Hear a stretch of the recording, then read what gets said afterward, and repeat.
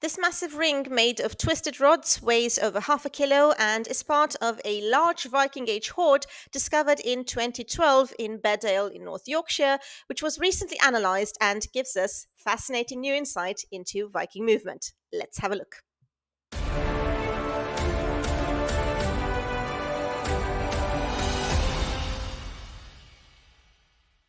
The Viking Age was the age of silver, so research on the silver's origins opens a window on the vast web of connections these warrior traders establish all around the world. And this research has been invigorated in recent years by scientific techniques drawn from geochemistry. The extent of Viking accumulation of silver is absolutely staggering. The annals would suggest that over the 9th century, the total loot in Viking hands would have amounted to about 14,000 kilograms of silver, or 30,000 pounds, or 7 million Carolingian pennies. That would have been mostly silver extracted as protection money or as ransom money. So, why were they so obsessed with silver?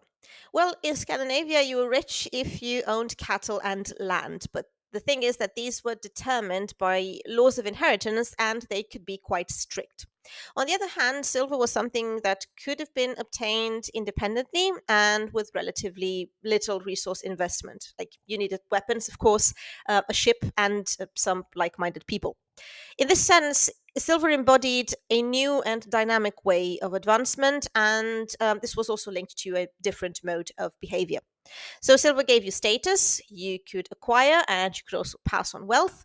And while the division of farmland and cattle upon marriage or death could be tricky, silver was well suited for such payments, and it was something you could easily use to cement social relations and also to make investments.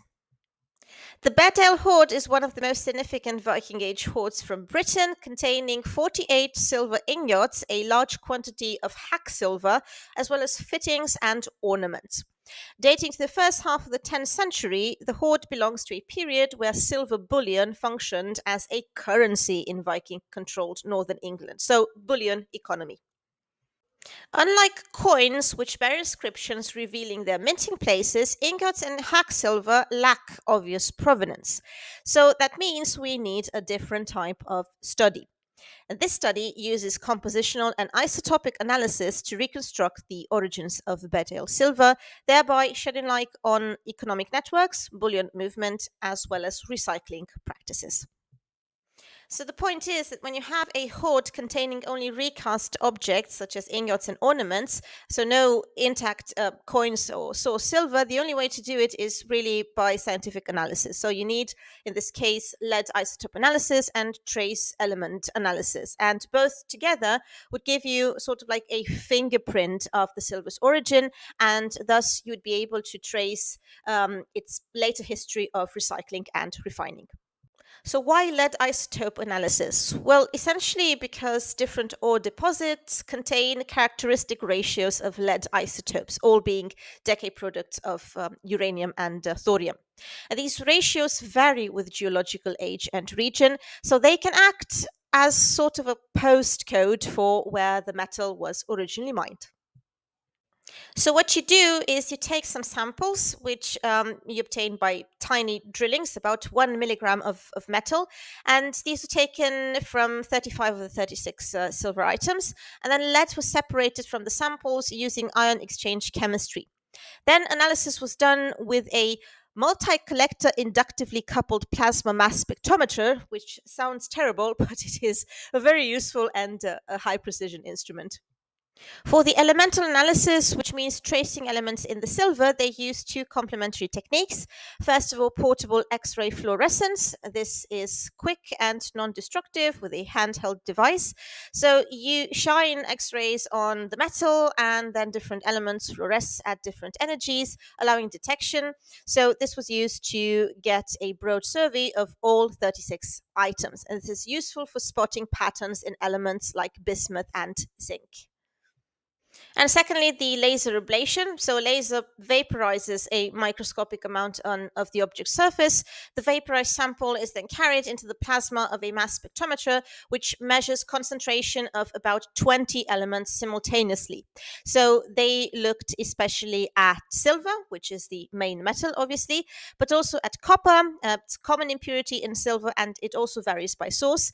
Gold doesn't change during refining, so it's very diagnostic of the source. Bismuth is also hard to remove and also varies regionally. And then other elements such as tin, zinc, lead, antimony, or arsenic. So trace impurities affected by processes of recycling and refining. What they did with the data afterwards was to compare with published isotopic signatures of major ancient and medieval silver sources, such as Mel in France, the Rhenish mines in Germany, Iberian sources, English and Irish mines, as well as Eastern European sources.